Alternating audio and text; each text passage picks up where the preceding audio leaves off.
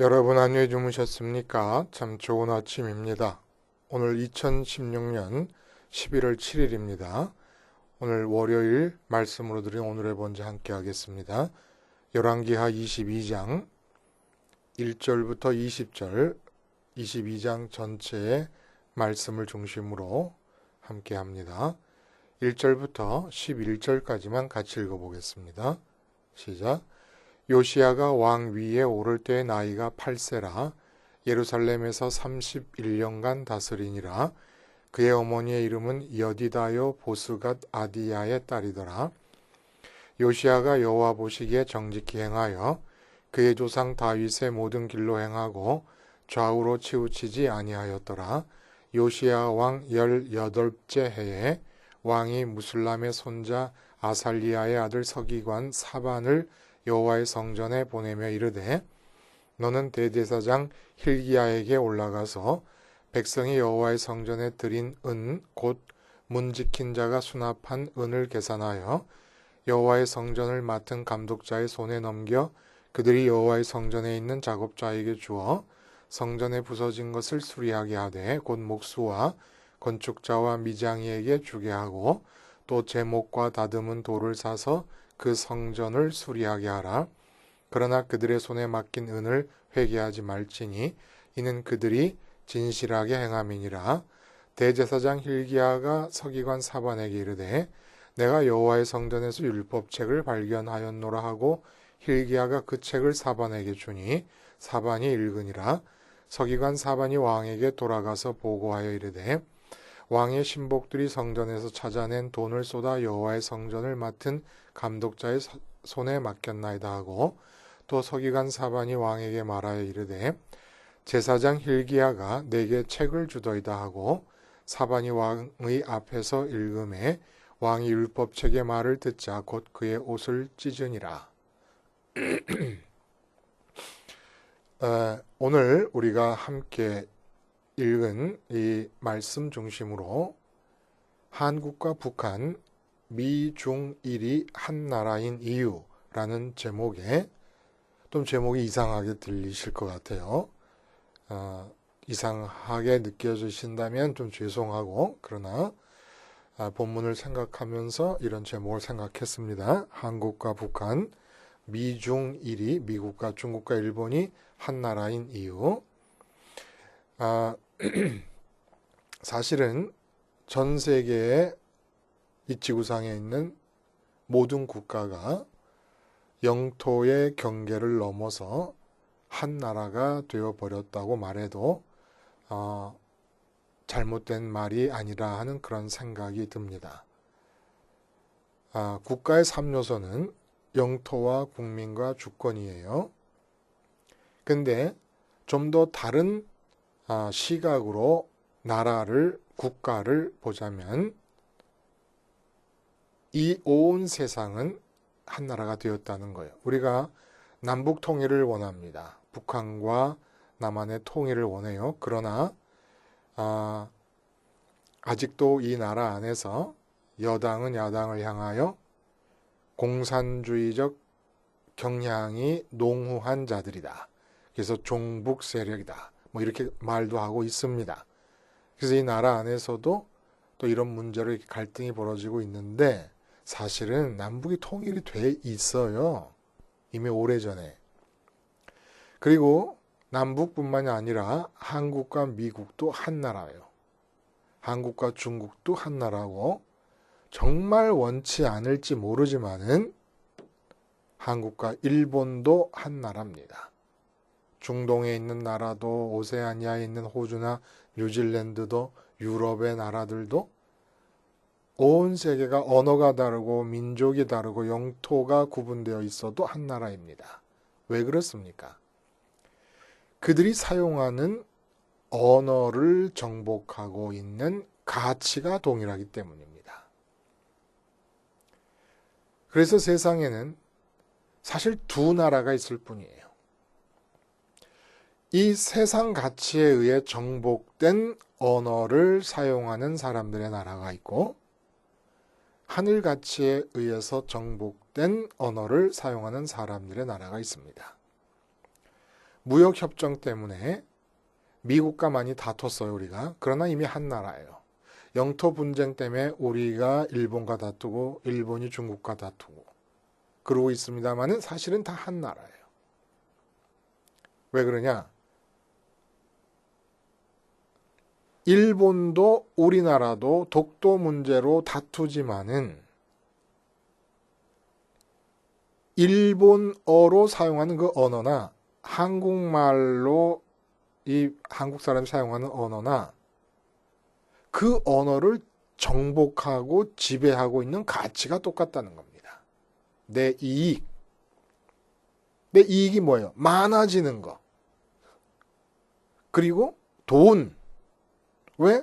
독도를 차지하게 되면 일본 생각은 독도를 중심으로 이 경계 수역이 확장되면은 그 경계 수역 안에 확장되는 만큼의 경제적 이익이 또 따라오고 있기 때문에 중국과의 그 센카쿠 열도입니까? 거기서의 싸움도 다 그런 거죠. 그게 한 나라라는 거예요. 문제는 하나님의 말씀도 이 세상의 언어를 통하여 전달됩니다. 이건 뭐 필연적이에요. 우리가 알아들어야 되기 때문에 인간들이 알아들어야 되기 때문에 인간들이 알아들을 수 있는 세상의 언어를 통하여 하나님의 말씀도 전달이 되는데 하나님의 말씀이 세상 언어를 채택해서 하나님의 말씀으로 전달될 때 그 안에서 일어나는 일이 뭐냐면 언어 정복입니다. 그냥 언어를 채택하기만 하는 게 아니에요. 언어를 정복해버린다는 겁니다. 그럼 언어를 정복한다는 건 도대체 무엇이냐?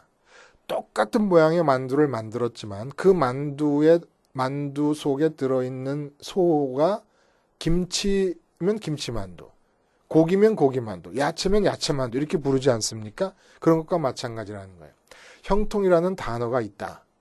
그러면 그 형통이라는 만두가 이 세상 사람 모든 사람이 다 사용을 합니다. 근데 그 형통이라고 하는 단어를 하나님이 당신의 말씀으로 채택할 때 그 단어의 알맹이가 바뀌어버린다는 거예요. 이게 정복이라고 얘기합니다. 정복, 언어 정복.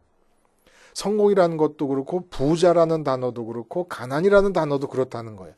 그것이 이 세상의 가치에 의해서 정복되었을 때는 부자면은 세상 가치를 많이 갖고 있는 게 부자고 가난은 세상 가치가 없는 게 가난인데 하나님에 의해서 사용될 때는 그 성공이다 부자라고 하는 단어를 정복해서 하나님께서 다른 내용으로 채우신다는 겁니다.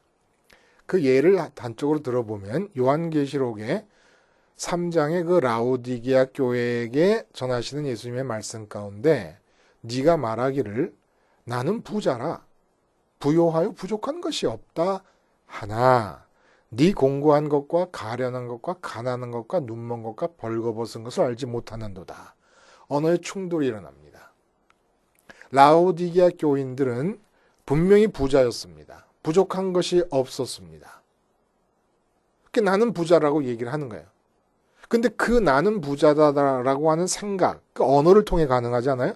그 언어를 통해 나는 부자다라고 하는 그 생각은 절대적인 게 아니고 진짜 내가 부자라고 하는 그런 사실이 절대적인 게 아니고 정복된 언어를 사용해서 말하고 있는 거라는 거예요.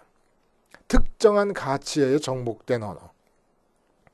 그러니까 하나님이 말씀을 전해주실 때 하나님이 생각하는 가치에 의해서 부자라는 말을 채택하고 나면은 라오디게아 교회 사람들이 자기가 부자라고 하는 이 언어는 완전히 틀려버린 게 된다는 겁니다. 이게 바로 언어 정복이에요. 속의 알맹이를 바꿔버리는 겁니다. 단어는 사용하되 단어의 내용을 바꿔버린다는 거예요. 그래서 빌립보서 3장 7절 같은 경우에 그동안 중요하던 소중하던 것을 다 배설물로 여긴다 라고 하는 얘기는 뭡니까? 언어가 되게 하는 가치가 바뀌었다는 얘기입니다. 다 배설물, 중요하게 여겼던 걸 배설물로 여긴다는 것은 그러니까 가치가 바뀌면서 언어가 정복되자 그전에는 소중한 거였어 라고 말하던 것을 향하여 이제는 배설물, 똥되었어 라고 말하게 된다는 겁니다. 이렇게 언어 정복의 차원에서 보면 이 세상은 오직 두 나라가 있을 뿐이라는 거예요. 이런 언어 정복의 예를 한번 더 들어보면 이런 거예요, 여러분. 우리가 이제 자본주의의 나라에서 살고 있습니다. 자본주의 여러 가지로 정의가 되겠습니다만은 결국 돈이에요. 돈이라고 하는 최고의 가치가 모든 개인이 추구하는 가치가 된 사회가 자본주의 아닙니까? 사회주의는 개인이 자유롭게 돈을 추구할 수 있는 것보다는 사회를 먼저 생각하는 게 사회주의예요. 자, 그러면 자본주의의 언어 정복의 신뢰, 의사, 그럼 히포크라테스 선서에 보면은 이런 말이 한 구절이 나와 있어요. 나의 환자의 건강과 생명을 첫째로 생각하게 해노라. 그러니까 의사의 언어는 뭐에 의해서 지배되는 언어여야 되느냐면은 환자의 건강과 생명이라는 가치에 의해서 지배되는 언어라 해야 된다는 거예요. 그러니까 생명과 건강이 최고의 가치인 언어로 판단하고 생각하고 계획하고 꿈꾸고 한다는 겁니다. 근데 요즘 이러한 적어도 이 선서 안에서 소개되고 있는 의사 선생님들의 언어가 바뀌어버렸습니다. 병원이 이윤 추구의 장사가 되어버린 거예요. 이게 바로 자본주의에 의해서 히포크라테스의 선서를 통해 소개되고 있는 이 의사의 언어가 정복당한 겁니다. 왜 부장판사나 되신 분이 부장판사가 되기 얼마나 어렵겠습니까? 부장판사가 되신 분이 레인지로버라고 하는 외제차를 받는 뇌물 혐의로 옷을 벗게 됩니다. 그럼 왜 레인지로버라는 그 뇌물을 받게 되었을까요? 생각이, 언어가 자본주의의 언어로 정복되어 버렸기 때문입니다. 그래도 이 레인지로버라고 하는 돈의 가치가 표현되고 있는 이 재화, 이것이 내게 있으면 내 삶이 유익해지지 않겠는가? 이 생각 전체가 다 자본주의에 의해 정복된 언어를 사용하고 있다는 거예요. 원래 부장판사님이라거나 부장검사도 뇌물수수로 또 옷 벗잖아요. 그 판사나 검사님의 언어를 지배하는 가치는 정의라는 가치가 그 언어를 지배하고 있어야 되는 겁니다. 자, 그러면 언어학적인 의미에서는 수천의 언어가 세상에 존재하지만 가치의 차원에서 보자면 오직 두 가지 언어만 존재한다는 거예요. 중국어와 일본어와 영어와 불어와 스페인어와 그 어떤 언어를 사용하더라도 그 언어를 지배하고 정복하고 있는 가치가 돈이라든지 하는 세상 가치라 그러면 그건 한 나라라는 거예요. 한 나라. 중국과 일본이 한 나라예요. 서로 싸우지만. 북한도 한국도 그들의 언어를 지배하고 있는 가치가 돈이나 이익이라든지 세상적 가치라 그러면 이미 한 나라로 통일되어 있는 겁니다. 한 나라 안에서 살고 있는 거예요. 본문의 내용은 그러면 뭐냐? 본문의 내용이 참 재밌어요. 기가 막힌 반전이 일어납니다. 16대 왕 요시야에 대한 얘기가 나와요. 그의 할아버지 므낫세가 얼마나 지독한 악을 행했는가 우리가 다 알고 있습니다. 그 므낫세의 영성이라는 것, 세상 가치를 마음에 부여잡고 있는 상태를 성전 안까지 밀고 들어와서 성전을 활성화시켰습니다. 성전을 활성화시킨과 동시에 성전의 존재 의미를 깡그리 제거해버린 것이에요. 성전의 건물은 남아있지만 의미는 없어져 버리게 만들어버린 겁니다. 탁월한 영성이에요. 악한 차원에서. 그의 아들 아몬이 2년 만에 살해돼요. 그러니까 이제 북왕국처럼 왕조가 바뀔 위험에 처해 있습니다.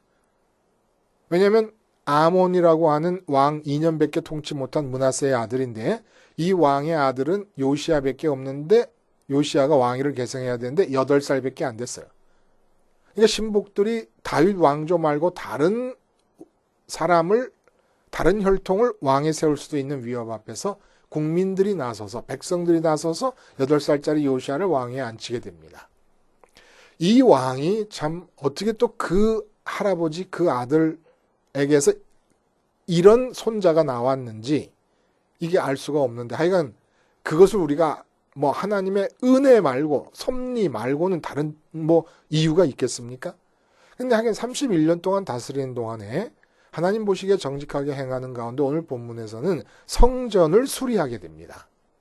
근데 성전을 수리하는데 도대체 언제일지 모를 오랜 기간 동안에 성전 안 한 구석에 숨겨져 있던, 감추어져 있던 율법책이 발견이 됩니다.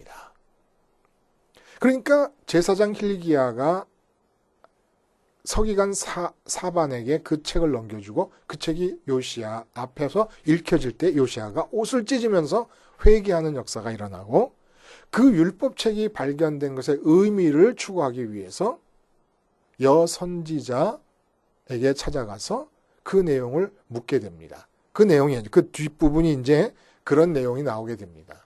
그러면 오늘 본문에서 말하는 이 율법책이 발견됐다고 하는 것의 의미가 도대체 무엇이냐는 겁니다. 이제 므낫세 왕과 그 아들 때에 남유다의 멸망은 확정지어졌습니다. 남유다의 멸망, 남왕국 유다라고 하는 나라가 멸망할 것이 확정된 상태에서 요시야가 등장을 하고 율법책이 발견됩니다. 요시야 왕 이후에는 이제 23년이 지나면 망할 것이고, 요시야 왕이 16대 왕이니까 이제 17, 18, 19, 20 4왕만 더 등장을 하면 유다 나라는 지상에서 없어집니다.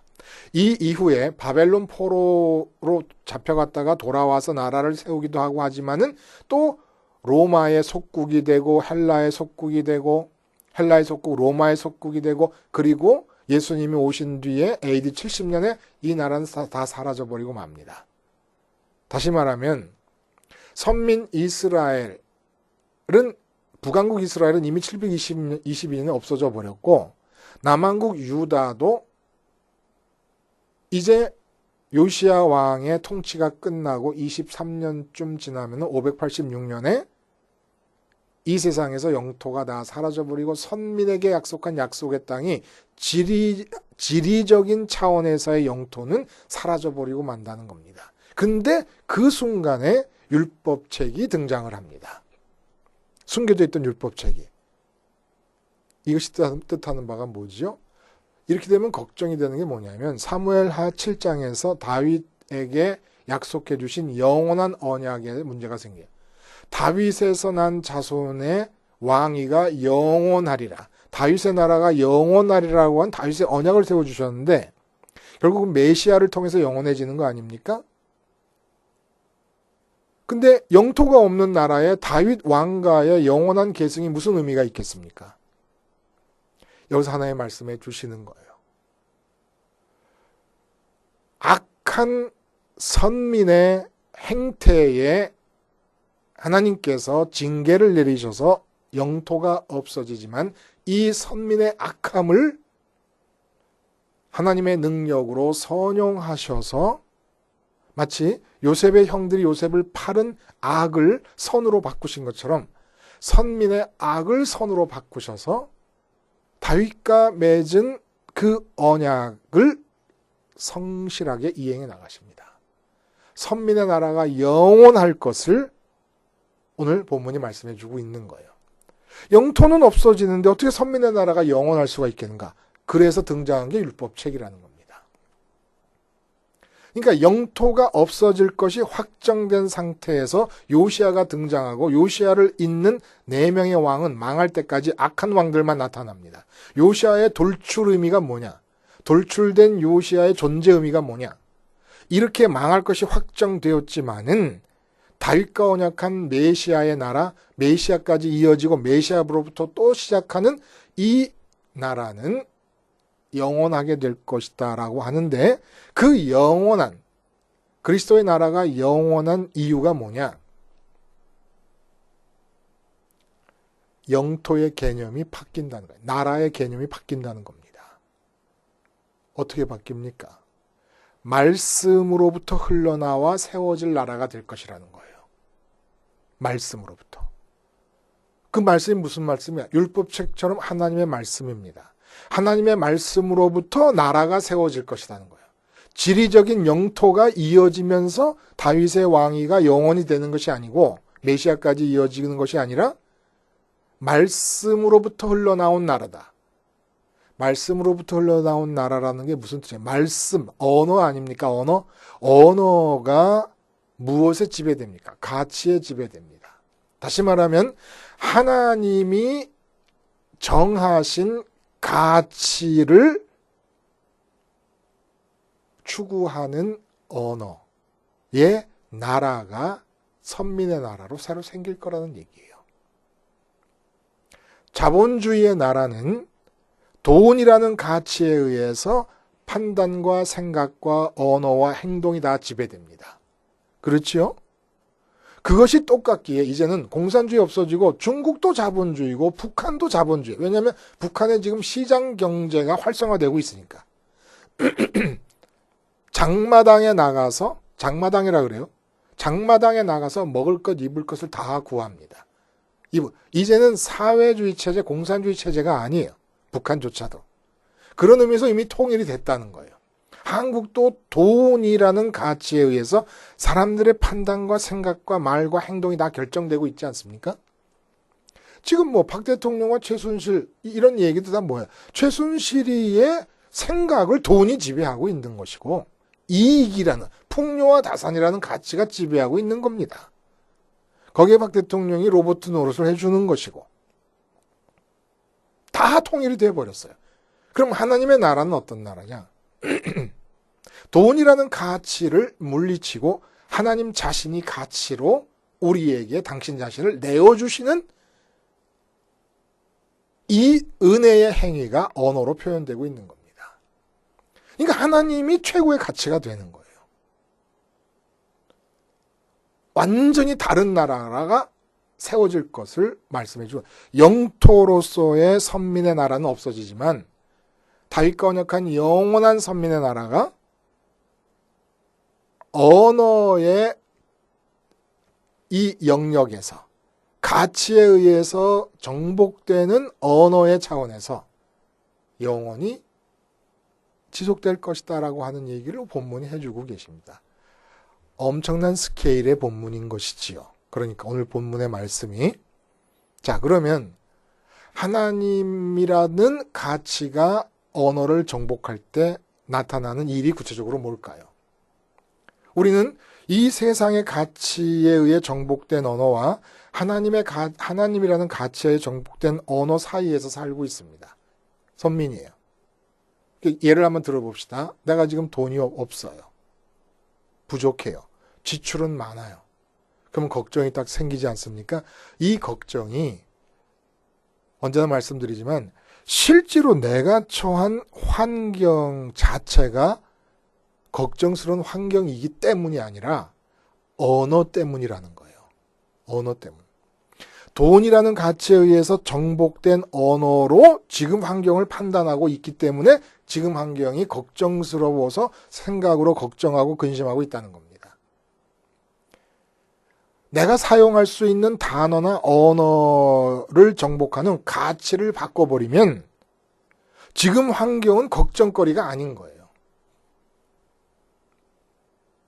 자, 그래서 하나님이라는 가치로 정복되어진 언어를 사용하는 자들이 추구하는 것은 자본주의 세상에서 추구하는 게 사람들이 돈인 것처럼 하나님 자신이라는 겁니다. 그 추구의 예를 들어보면 이런 거예요. 우리는 두 언어 사이에서 살고 있어요. 풍요와 다산이라는 가치에 의해서 지배받는 언어, 그리고 하나님 당신 자신을 가치로 내어주시는 바람에 하나님이라는 가치에 의해서 지배되는 언어 사이에서 살고 있어요. 완전히 하나를 버릴 수가 없는 것이 우리 유전체 때문에 죽을 때까지. 그럼 어떻게 하나님이라는 가치로 정복된 언어의 나라를 사는 선민이 될 수 있는가? 내가 지금 예를 들어 자식을 바라보면서 자식의 부족함을 느낀다.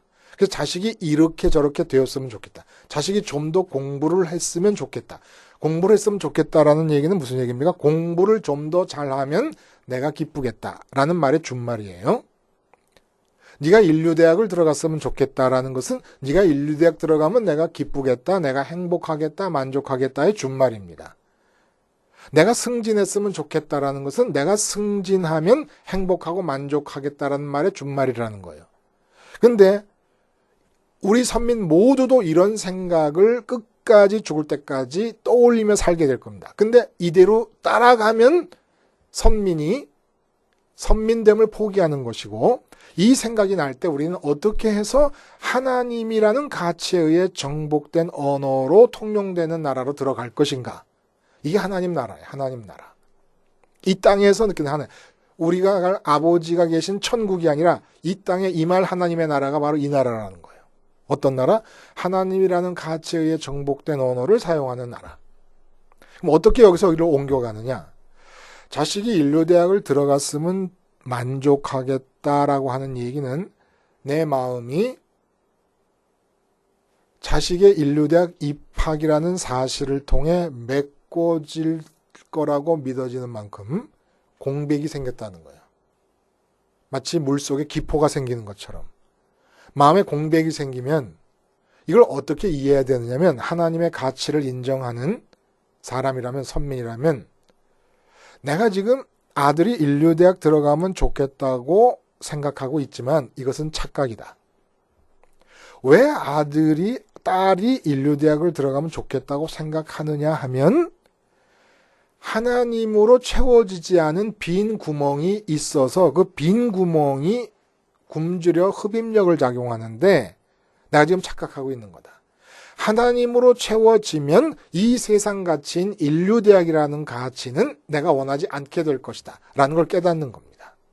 또 돈을 좀 많이 벌었으면 좋겠다라는 생각을 하게 되면, 실제로 돈을 벌면 기쁜 게 아니라, 이런 생각이 들지만 이거는 습관적으로 유전자에 의해서 세상적 언어를 내가 지금 쓰고 있기 때문이고, 진짜로는 돈이 있었으면 좋겠다는 바람은 하나님으로 채워져야 될 공간이 채워지지 않고 비어있기 때문에 그 빈 공간에서 굶주림을 느낄 때 내가 지금 돈이 있어야 된다고 착각하고 있는 것이다. 그러므로 하나님을 찾자. 이렇게 돼요. 친구가 그리울 때, 외로워서 이때도 번쩍 깨는 겁니다. 친구가 있으면 행복할 것 같이 느끼는 것은 하나님으로 채워져야 될 마음의 공간이 채워지지 않고 있기 때문에 내가 지금 친구를 원하고 있는 것이다. 이렇게 해서 하나님의 가치를 추구하려는 선택을 하는 거예요. 내가. 이 착각에서 벗어나. 사실은 이 세상에서 무엇이 이루어지면 좋겠다, 이 모든 게 다 마귀가 우리에게 속이는 거짓령 아닙니까? 마귀의 특징이. 거짓령인 마귀가 우리를 속이는 거예요. 돈 있으면 좋겠다지만 돈 있어도 하나도 안 좋아져요. 똑같아져요. 인류대학 들어가면 좋겠다 그러면 인류대학 들어가서 하나도 안 좋아져요. 인류대학 들어갔기 때문에 망할 수도 있는 것이고, 거기 안 들어갔으면 안 망할 것을, 자식이. 그 부장판사, 부장검사, 인류 아니고 그렇게 됐겠습니까? 그래서 십자가를 생활화하는 겁니다. 십자가를 기억하고 있는 동안만 이 언어의 세계대에 죽을 수가 있다는 거예요. 돈이 좀 더 있으면 좋겠다라는 바람이 생기면, 이게 지금 실제로 돈이 없기 때문에 문제가 되는 게 아니라 돈이라는 가치에 의해서 정복된 언어가 내 속에서 활성화되고 있기 때문이라는 겁니다. 그래서 이 세상 가치에 의해 정복된 언어의 나라에 대해서 십자가로 죽어버리는 거예요. 그런 것이 왜 부활과 승천을 따라 하나님을 추구하는 것이 되니까. 하늘에 계신 하나님을 마음을 채우기 위한 유일한 가치로 생각하고 하나님을 추구하는 중에 판단하고 생각하고 행동하는 모든 것들이 우리 삶에 진정한 선민의 땅 복지를 가져다 준다는 얘기입니다. 왜? 하나님이라는 가치로 정복된 언어의 나라가 선민의 나라기 때문에. 영토는 없어집니다만은 율법책이 발견된 의미가 바로 거기 있다는 거예요. 하나님의 말씀에 토대된 나라. 이것은 하나님을 가치로 여겨서 그 하나님이 가치이신 언어를 사용하는 나라 안에 들어가서 사는 것, 진짜 선민이 살아야 될 복지라는 것을 가르쳐 주시는 것이지요. 기도하겠습니다. 하나님 아버지, 하나님이 추구해야 될 가치로 당신 자신을 스스로 우리에게 주셨사오니 주님 십자가로 세상 가치에 의해 정복되어진 언어의 세계에 대해서 죽게 하시고 하나님을 추구하면서 하나님이 예비하신 진정한 복지의 나라, 하나님이라는 가치에 정복된 언어를 사용하는 나라 안으로 들어가 살게 해 주시옵소서. 예수님의 이름으로 기도하옵나이다. 아멘.